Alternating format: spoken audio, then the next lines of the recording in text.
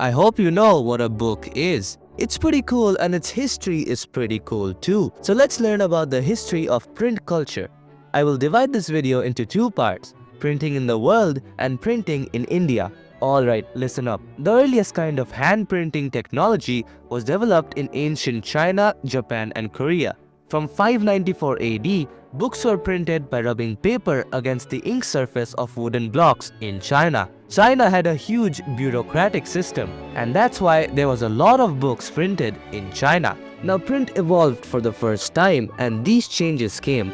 Books like fictional narratives, poetry and autobiography came. Rich women began to read and write. Mechanical press from the West came to China, which we will talk about later, and Shanghai became the hub of the new print culture, giving many types of books. Alright, China is doing good. Now some Buddhist missionaries from China introduced hand printing technology to Japan. The first Japanese book printed was the Buddhist Diamond Sutra in 1868.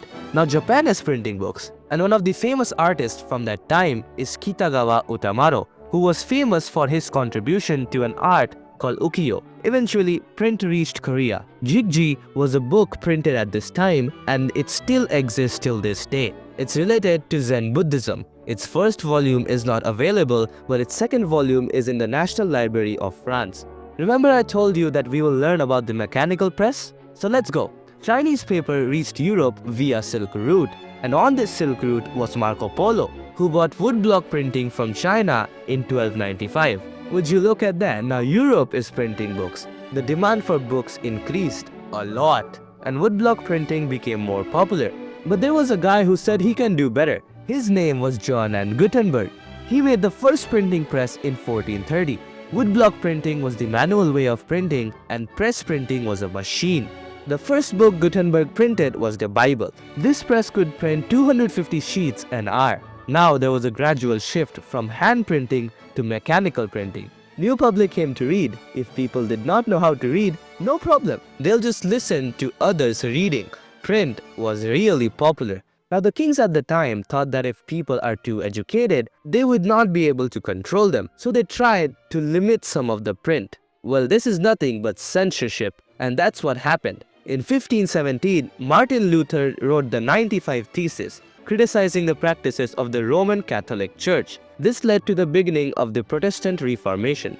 In the 16th century, Minocchio reinterpreted the message of the Bible, which made the Roman Catholic Church mad, and then they executed him. By the end of 18th century, people wanted more books to read, so much so that this time is called a reading mania. Almanacs, calendar, folk tales were published. Chapbooks were sold for a penny. The Bibliothèque Bleue was sold, which was an even cheaper alternative to the chapbooks. And discoveries of Isaac Newton and other great people were shared through books. In the 19th century, children, women and workers started to read a lot too. And at this time, Richard M. Hoe of New York made the cylindrical press. This was basically the second version of the mechanical press, but much better. This thing could print 8,000 sheets per hour. Print evolved so much that people started making strategies on how to sell book fast. That was the first part of the video, and now it's time for print in India. India had many different languages, and they all had manuscripts. These manuscripts were copied on mainly palm leaves, but their lives are about to change because the Amazon delivery guy, aka Portuguese missionaries, just delivered the first printing press in Goa. So now India is printing books. Books in many different languages started printing. The first Indian newspaper was the Bengal Gazette, bought by Gangadhar Bhattacharya. By the end of the 19th century, Raja Ravi Verma produced images in big numbers. Even the poor could buy the calendars, cheap prints and decorations. Print evolved once again, and now women fought for their freedom using print. How? Let me explain. Some examples are Ashundari Devi, who was a young married girl from East Bengal. She taught herself how to read and write in her kitchen and went on to write her autobiography Amar Jibon in 1876. Quite cool. In 20th century, many journals were edited by women and they discussed about women's education, widowhood, etc. These became popular, and that's how women gained their respect and freedom through print. More books were printed by many different people and books were cheap, so knowledge was spreading fast. But guess what? The British eventually gained power on India, and decided to limit a lot of print.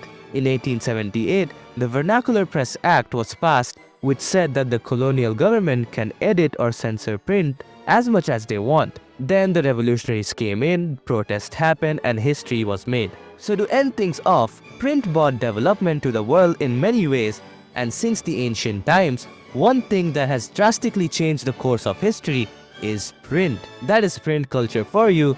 Thank you.